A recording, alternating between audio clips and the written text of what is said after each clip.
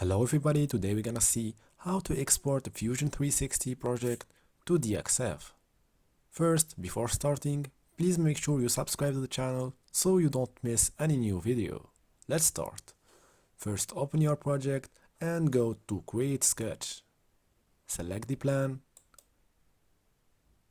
and go to Create, go to Project Include, then click on Project.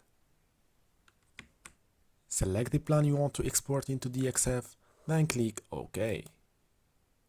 After that, you can see right here a new sketch added and ready to be exported to DXF. Right click on it, then click Export DXF. Select the units, then click OK. Give it a name and a location, then click Save. Now let's see our DXF file. Go to any DXF viewer online, select the file and wait for some seconds. And yeah, as you can see, here is our DXF ready to be used.